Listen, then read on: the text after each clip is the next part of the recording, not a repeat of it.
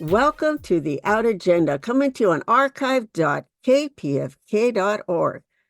I'm Rita Gonzalez. On this month's segment of Radio QGLLU, Eduardo Archuleta and myself will be speaking with Ellie Perez, who is the interim director at the LGBTQ Center in Long Beach. And now, Radio QGLLU.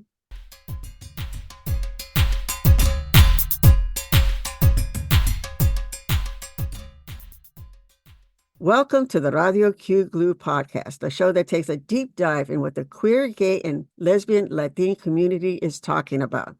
We'll explore the vibrant and diverse conversations that matter to our community.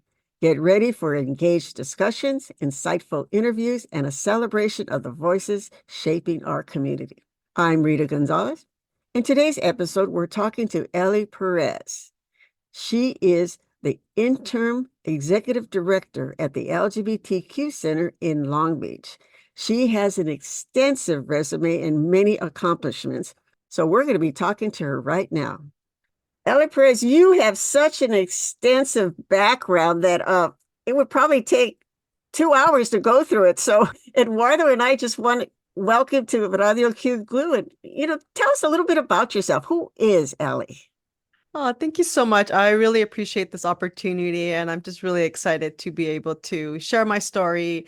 But it really is just a privilege and an honor to be able to talk to both of you. Well, my name is Ellie Perez. I am the interim executive director of the LGBTQ Center Long Beach, and I am also the co-founder of the Safe Spaces Alliance. My story begins back in Pacoima, which is in the San Fernando Valley. I am a child of two Mexican immigrants. And, they came to this country, of course, like everyone else, seeking a better life for themselves and creating a family. My parents worked really hard to make sure that we had everything that we needed, always sacrificing themselves so that we had a better opportunity. Going through the system in school was quite a situation for my mom because although we had a school right across the street, she wanted us to be more integrated with other folks and have more diversity. It was really important to her, but also for us to have the opportunities the other kids had in the more affluent neighborhoods of Granada Hills and Northridge. So yeah, and early on, I got involved with the church at 16 years old. I became a born again Christian, and I enjoyed it because it gave me the community that I needed, the support at that time. As any young teenager with plenty of time and no real goals, you kind of need something to fill that space or you get yourself in a little bit of trouble. So for me, having that experience was really great. I learned a lot of good things. The only thing that I can say from that experience really is that I wasn't allowed or it was not permitted. It's definitely frowned upon to be, a lesbian. And knowing early on, a very young age, that there was something different about me, I just kind of buried it and hid it and just went along with what the status quo was. So I got married at 18, part of the church, had my son at 21, and eventually came out at 26 when, I started to get to know more people and really just come to terms with like, am I going to deal with this or not? Because praying it away has not helped. So with that being said, I made the determination to seek out what this was, what it is to be a lesbian or what it is to, maybe potentially date a woman. And I had to do it. I had to discover what that really was that was inside of me that was trying to get out. So I made the decision. I moved on. And, I spent time living on my own, of course, with my child. I went through the process of getting divorced and co-parenting with my ex-husband who has been supportive.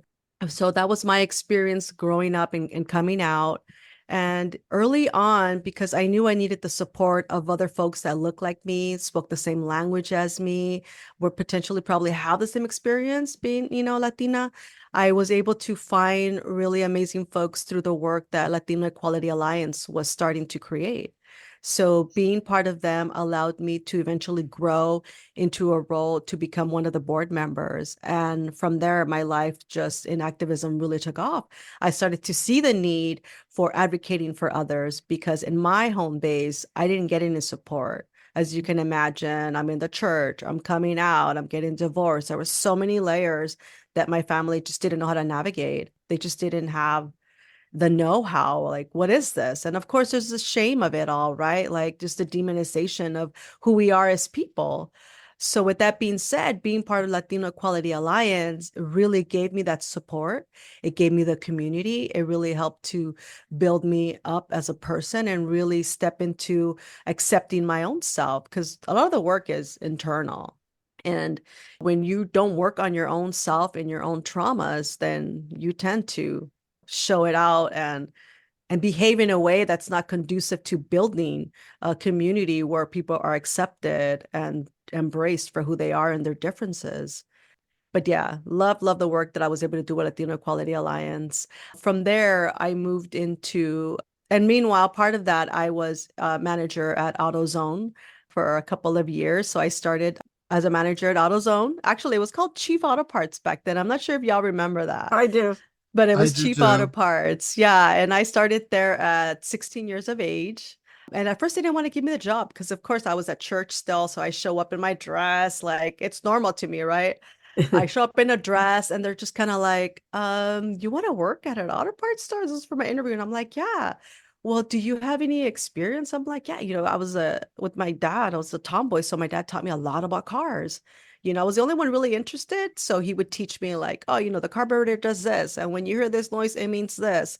So I was able to show that experience in my interview and they got past my dress and they offered me the job. And I loved it. It was really great to work in a place that, one, allowed me to grow, but also gave me the tools to learn more about auto parts. And moving into the area of becoming an assistant manager at 18 really helped to empower me as a woman, Latina, and in auto parts. That's probably more seen now than back in the day. But I would have situations when, men would come in and be like, oh, is Michael here? And I'm like, no, I'm here. I can help you. I don't know if you're going to know about this alternator. And it's like, let me see that alternator, sir. Let me test it for you and tell you what's going on with it. And, just having those conversations and always having to really stand up for myself and my knowledge and what I could bring to the table started very early on for me. And one of the areas I was able to thrive in was in that type of leadership role where it was just kind of like, hey, no, like, give me an opportunity. Let me show you what I know. So I was there for many years and I loved it. I ended up eventually being promoted to a manager. So I got promoted as a manager when I was 21 years old.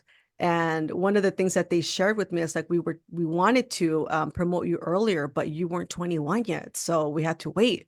So when I turned 21 years old, after they had sent me to all the classes, they gave me the keys to my first store and it was amazing. It allowed me to really thrive and to bring folks on and give them opportunities because now I was the one in charge and that allowed me to open the doors for other women and other, young folk that maybe didn't have experience, but I knew we could teach them. So for me, that's always important. And it's why I do the work that I do is one, giving people opportunities, advocating for those that don't have a voice, but also giving them the tools that they need to thrive, which is incredibly important in any work that you do in advocacy work or activism. So after my stint there at AutoZone, when I returned from my leave of absence after having my child, I came to find out that I no longer was in a management position. They had demoted me to a parts manager. And that's part of the reason why eventually I left, because I didn't understand why that was. I didn't know certain politics and certain ways that women were treated, but I learned real quick when I lost my management position. And from there, I took a break and decided to spend some time with my son, raising him. And after 3 months of doing that, because I've been working since I was 12 years old. I mean, I started selling socks at the swap meet in San Fernando. So I needed to work. I was like, this is great. I love being a mom, but is this it? Like, is this is where I'm going to be? I'm like, no, I don't think so. So then I applied for a job at a non-public school in special education.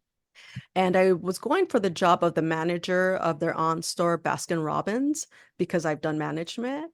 So when I applied, they're like, well, you don't really have a lot of, knowledge in special education. We're happy to teach you, but we're going to have to wait on this other part of the management part. I'm like, that's okay. I just need a job. So when I started working, and I was still part of the church during that time, I was 22. I was able to work there and I loved it. I loved working with the kids. I was able to sit in the IEP meeting to speak with the parents. This is where your child needs this, this, and this. And then also with translating for them. And that's where I started to notice more of the system really wants you to hurry up and just sign the documentation so that you get the needs or whatever it is. But a lot of the parents weren't understanding because of the language barrier. And I would step in and say, hold on, Dr. X, Y, and Z, can you please allow me to translate this for the parent before we have them sign, because they're not understanding. And I just didn't find it to be, I always had this thing like, not on my watch. Like if I know about something, I'm not going to allow that to happen. So we moved on to being able to allow that to happen. So it was great. And I just started to notice more of that happening around me. As I started to grow and really getting outside of the church culture, I started to notice more and more of that. So eventually and then that was the job that I had before I came out. So it's a little convoluted, but so when I came out, that job actually allowed me to really, because I started to meet other people that were gay. And I thought, okay, well, they seem fine and no one's lifting an eyebrow at them and they're in a safe environment. And then I thought, okay, I can't do this anymore. I'm gonna come out. This is a safe environment. And when I did, I had the support as well. And that's when I was able to get into Latino Equality Alliance and continue to find people that look like me. So in that search, finding them was great. I had a background, in management with the auto parts store, and then moving into working at this non-public school. Eventually, they gave me the job of being the manager of the Baskin Robbins, which was awesome because being the manager of Baskin Robbins allowed me to work directly with other youth and help them how to navigate having a job, how to respond to somebody, how to take orders and fill them, and also dealing with demanding customers and all of that, things that I learned at AutoZone. But because I had been there for so long, over 6 years, I was able to then move over and apply at LA Unified, which allowed me and really opened up the doors further for me. I was able to get insurance, take care of myself and my son. And during that time that I was working at LA Unified, I was still very much involved with Latino Equality Alliance, and then eventually came on when we had to go and protest for marriage equality, which was really just something that I didn't understand. Can you say no to someone? There were so many things I didn't know. Again, I was stuck in the church for so long, I didn't realize how the world actually operated. So once I started to learn more, I started to do more. So we took to the streets with friends, and we were down in West Hollywood and really just championing the rights for equal marriage rights. So, and I loved it. And through that all, my son would ask, can I come? Can I come along, Mom? And I'm like, oh, I don't know, Mateo, you're too little. He's like, no, I can hold up a sign. There's other kids there. Let me come. But okay. So then I started to bring him along, and that really, for him, opened his eyes up further. So when I did that work with Latino Equality Alliance and being part of LA Unified, and at this time my son was still little. So fast forward to my son being 16, he comes to me and he tells me, and my wife now, he's like, yeah, I want to share with y'all. And I thought he was gonna say, oh, I'm a lesbian. And we're like, oh, we already know that. But no, he's like, I'm trans. And with that being said, it's like, okay, how can I help my child? Of course, for me, it was like not understanding what that all meant. Of course, as a parent, you want to protect your child. And with that being said, eventually I was able to take him to therapy. So I took him to a session of therapy. He was in there about probably 10 minutes. And I just picked any therapist because I didn't know what I know now is that you just can't do that. Right. And that further solidified my importance to advocate for safe spaces. So my son goes in there, he's having this session. He comes out 10 minutes later. I paid for an hour. I'm like, what's going on? He's like, oh, we got to go. I'll tell you in the car. And I'm like, why don't you just tell me now? Because the therapist is standing there. He's like, no, Mom. He's like, I'll tell you in the car. I'm like, okay. I thanked her, left, and got in the car. Okay, Mateo, so what happened? He's like, I'll just tell you when we get home. I'm like, nah, just tell me now. We're in the car. We're still here, He's like, nah, I'm gonna tell you when we get home. So we get home, And my son shares with me what was said to him, which was heartbreaking and enraging because he basically told, you're going to regret your decision, and other terrible things that were Wow. said to my son. And he was smart enough not to tell me in front of that person because he knows his mom. It would have not been a good thing for that person. But I never forgot that experience. It took me about 9 months to really find a good therapist for my son. And I said, that shouldn't be the case. This shouldn't be that we're treated a certain way and we're just going to stand for it. So I just had that in the back of my mind. And I'm just like, there's something needs to change. I need to do more than just, be part of a board. I need to do more. What else can I do?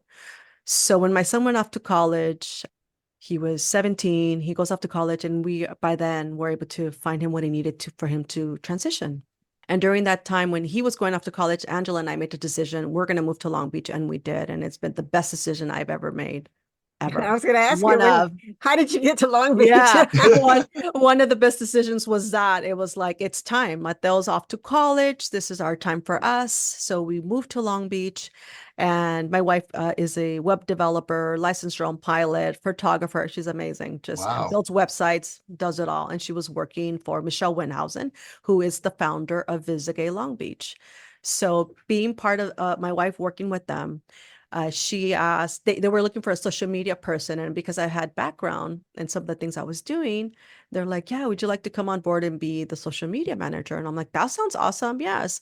So then because Visit Long Beach is based tourism, I decided that we needed to find all the places that were friendly and really promote them in a way by, doing photos. I'm also a photographer. So we were well underway building up, the website and showing the places that are gay friendly. And then in May of 2021, I believe, our lifeguard Rainbow Tower here in Long Beach was burned down. Somebody torched it. And because, yeah, it was just like, what is going on in this city? We moved here because it's supposed to be LGBTQ friendly. It's supposed to be all these things, right? So when that happened, that really sent a very loud and just horrible message to the community. And because we are Visit Long Beach, we are based on tourism. We're, showcasing places that are friendly. My wife and I took a step back and said, okay, we really need to identify the places that are safe spaces for our community. And also remembering what happened to my son and his experience. And even up to that time now, my son, while he was doing well because I was able to help navigate, I'm like, we really need to take this to another level. If we're going to be doing this work of showcasing places that are gay friendly, let's really be intentional. So my wife created the You Are Welcome Here sticker. That's the Safe Spaces Alliance work that we do. And we ran with that's really cool. It was meant to really symbolize where our community can go. Where can you have services? Where are you safe, welcome, and valued? So the Safe Spaces Alliance is about that. It's about showcasing the places where our community is safe, welcome, and valued. And it sends two messages. One, it says, hey, we're not going to take to the streets and be anti anything. No, this is about being a positive reflection on our allies, but also on our LGBTQ owners, organizations, teachers, because when we started this project, it was meant to identify the businesses because it was part of Visit Long Beach, right?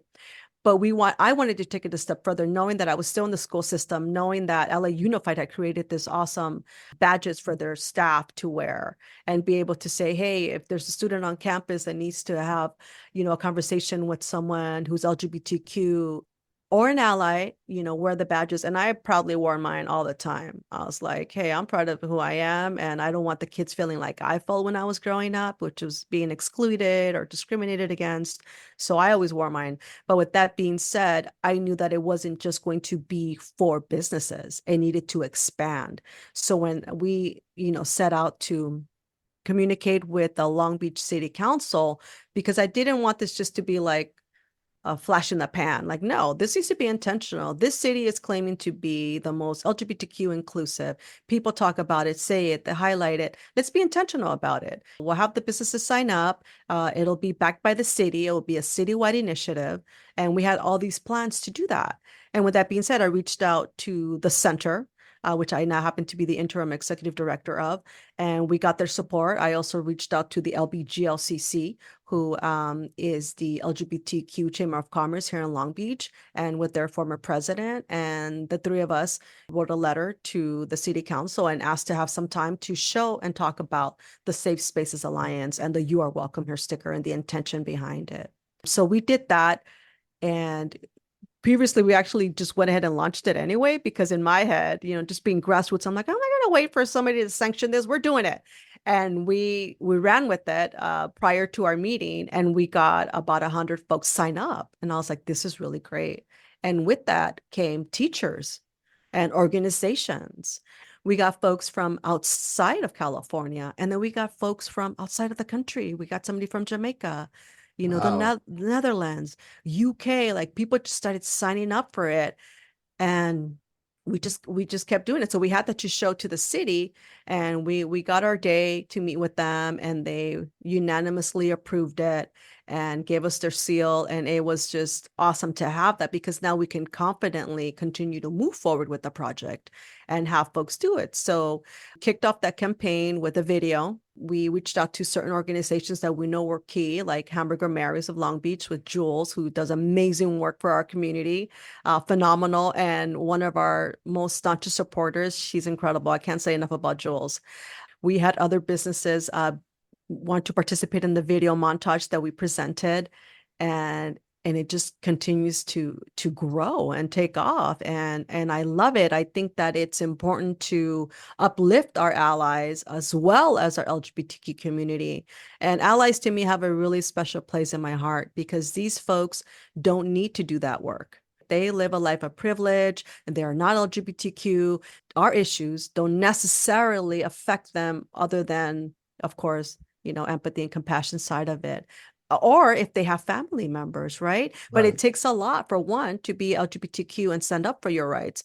But when an ally steps in and says, hey, not on my watch, this is not going to happen. I am not going to allow for that. I'm adding my voice to equity and equality of these folks and this protected class. It's a different message. So I welcome that, and I welcome our allies. And we just had somebody a couple of months ago who was killed in Arrowhead, for being an ally and for flying the flag. So Right. we have to embrace our allies. It's crucial. It's important.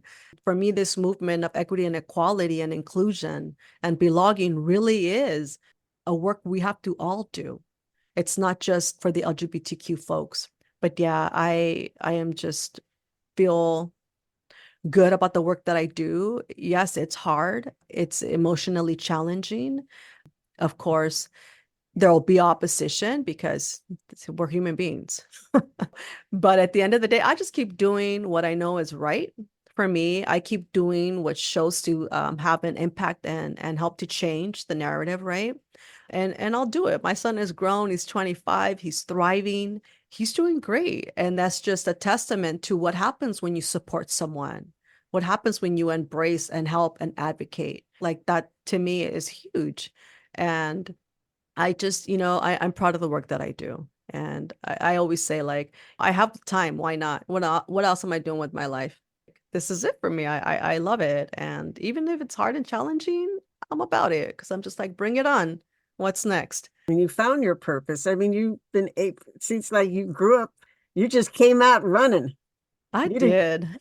yeah, you weren't even hopping, you were just running. So, No, that's fantastic. You've done some really great stuff. I'm impressed by everything that I've heard. Kind of grew up in Long Beach and came out in Long Beach. So it's really nice to hear that there's all these really great things happening there. And Yeah. and the great thing is that you're the interim director at the center. And what I'd like to follow up with is, so what's going on at the center now? Well, I mean, you have all this great stuff going on. yeah, I'm excited to be here. It really is an honor and a privilege to be able to serve my community at this capacity. I'm really, my goal while I am here is to continue to empower the team, because this work doesn't get done without the team. First and foremost, it's the team. And when I stepped on board, I was very adamant about that. I'm like, hey, yes, I'm the interim executive director, but I am part of this team. And while I know some things, I don't know everything. And that's a fact anywhere you go. And I have experts in the house. I have a director of health. I have a director of mental health. I have a director of youth and family services. I mean, I have all these teammates are awesome director of legal. And all these folks have an expertise. And together, if you're able to really empower them to do the work, it's going to flow. But first and foremost, you got to take care of your team. They're the ones that are also out there doing the work. So for me, one was establishing, let's get this team feeling good about the work that they're doing. Let's reiterate what the mission is. So I came in and I was able to do that. And I'm excited. The team that we have is really, really dedicated to this work. And it's amazing. I'm so grateful for them. Well, I wish you the best of luck with that. Thank you. And I think in any capacity that you do, you're going to do great things. And it's very important to be a team player. You can't do it for sure. alone. Absolutely. No, you Absolutely. can't. I mean, anyone in any position of leadership, it's your team. It really Absolutely. is. And having that attitude really changes what happens in the house, right? Like it matters. And just knowing that. And it took many years for me to really come, because I am pretty much been just a leader, just in my own, having to take care of myself and just be very independent. So I've had to learn. And part of that was working at the auto parts store, because I was very spunky. I was just kind of like very matter of fact. And just having those folks to help me navigate and understand, certain ways was great. And that's kind of like what has helped me to, okay, you need a team. You can't just go at it alone. But it's been many, many folks that have helped me to get to where I'm at. And both of you have laid the groundwork yourselves. So if I'm able to do what I do, it's because of the folks that have come before me. Without that, I wouldn't be able to have come out when I did, and have that support system that's really important. Well, I hope to meet you in person. Are you going to be at the Long Beach Pride? I am going to be at Long Beach Pride. I'm Okay, actually working really closely with Tanya Martin, who is the new president there, and she's doing phenomenal work. Has great ideas coming. Yeah, I'm very deeply involved here in the city of Long Beach. All things LGBTQ. I'm about it. We are going to have our Trans Day of Visibility coming on March 30th. It's going to be here in Long Beach at Bixby Park. It's going to be from 4 to 8. So we are currently organizing that with other community members, and we're really excited to be kicking that off. Okay. So if you want to go, can you repeat that again for people that want to go to this event? Yeah, so it's going to be our Trans Day of Visibility is March 30th, and it's from 4 to 8 p.m. in Long Beach at Bixby Park. And we'll have more information coming out on our social media. You can follow us at Center LB. Thank you so much for joining us here at Radio QGLU. It's been a pleasure hearing about you, and I'm so inspired. Thank you. It's been an honor. Doing such Yeah, good work that you do. it's been really great hearing you tell your story, Ellie, and thank you for coming on. We greatly appreciate it, and I think our listeners will as well, that there's these great things happening, not just with you and your life and your family, but also in the city of Long Beach, that there are places that they can spot these signs and know that they're welcome. Well, we're definitely expanding and growing. We have over 1,500 folks that have signed up so far, and we are creating a directory. It's going to be dedicated to Safe Spaces Long Beach, and folks are going to be able to find all kinds of places where they can cut their hair, go shopping for plants, or you want to buy candles or anything, and it'll be the folks that are going to be listed on there are folks that are part of the Safe Spaces Alliance, are showing the sticker. But not only that, it's going to be one of the best things that folks can find so that they don't go through what I went through with my son and trying to find an appropriate therapist that was inclusive. Yeah. So more to come for sure. Okay, well, we're going to have you Right. back on and talk about future Let's things that are do going it. on. Okay, well, thank you you so Ellie, for much, joining Rita and us. Eduardo. I appreciate you both. And Thank thank you for the you. awesome work you're doing. This has been Eduardo Archuleta. And Rita Gonzalez. Our guest has been Ellie Perez, who is the interim executive director at the Long Beach LGBTQ Center. Thank you for listening. You've been listening to Radio QGLU on the Out Agenda, and we want to hear from you. Like us on our Facebook page, follow us on X, formerly known as Twitter, or email us at theoutagenda@gmail.com. I'm Rita Gonzalez. Thanks for listening and have a wonderful week. And remember that being out is the first step to being equal. Now stay tuned for This Way Out.